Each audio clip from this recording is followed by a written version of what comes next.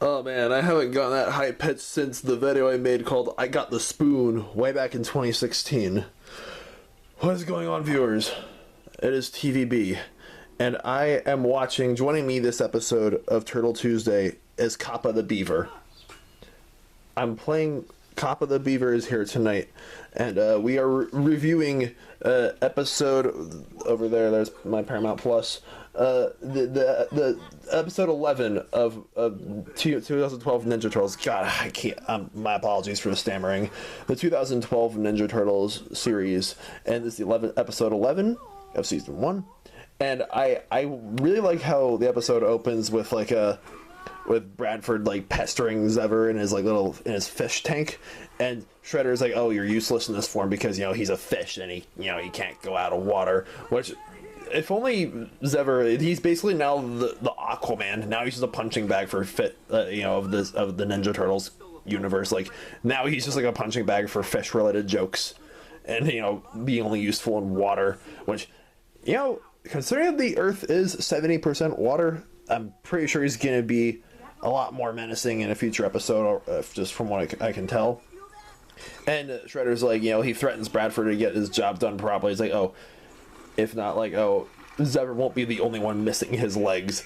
And it's funny, it reminded me of the running gag in SpongeBob. My leg! The greatest cartoon running gag of all time.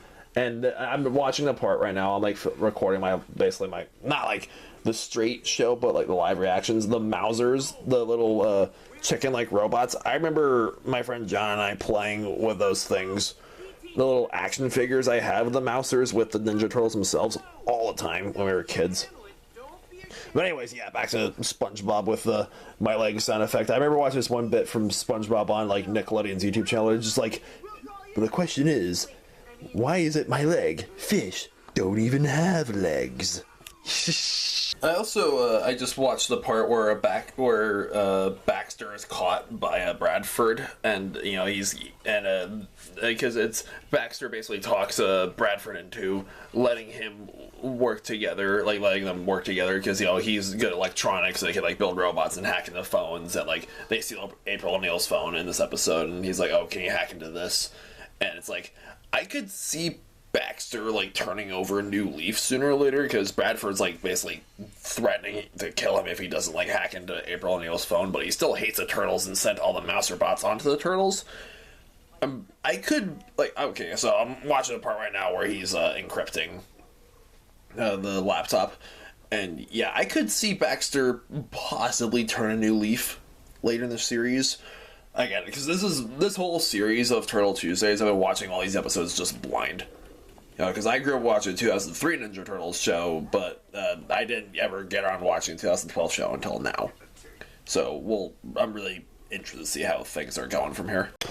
Oh my goodness. I like how Leo and Raph realize in this episode that Donnie and Mikey are just as important to the team as they are, because the point of the episode is that that Donnie and Mikey are kind of disrespected by Leo and Raph, because Leo and Raph think that they're the better fighters of the four. And then April O'Neil the episode, she gets her phone stolen. The whole second half of the episode is the Turtles trying to get it back, and they destroy it by accident. And the episode does end on a funny note when when Mikey be like, "Oh, you can have," after Donnie gives her a T-phone, he's like, "Oh, just don't say T-phone self-destruct," and it self-destructed in her hands. It's oh, poor April O'Neil, she just cannot get a break. But yeah, overall, really great episode. Again, the Mousers, very nostalgic, and the next episode is where they introduce a Leatherface 2012 show, so, oh man, I'm probably run downstairs and make some noodles, or a rice dish, or something like that, and eat it while watching episode 12. And yeah, I'll be right there.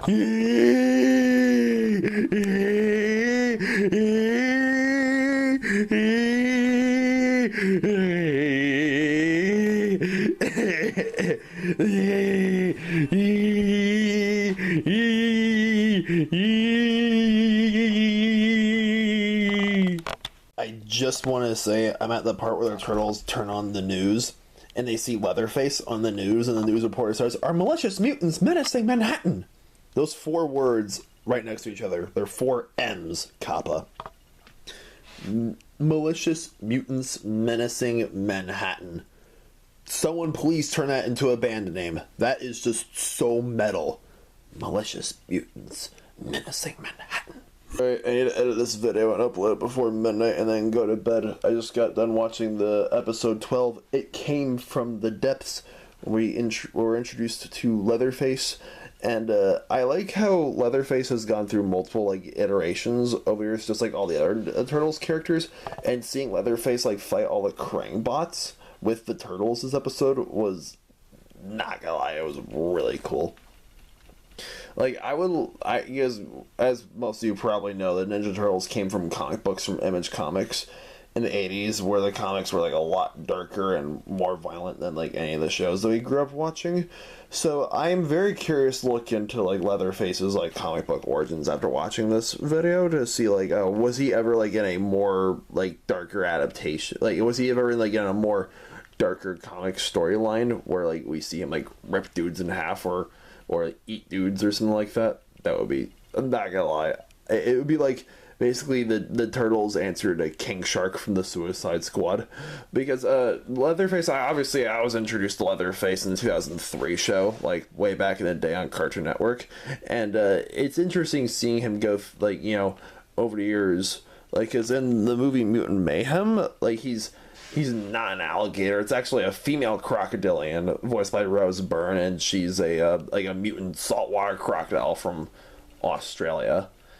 And it's very, yeah, no turtle facts this episode, no movie review this episode. It's just Capa and I being silly. Capa the Beaver, yes, yes, yes.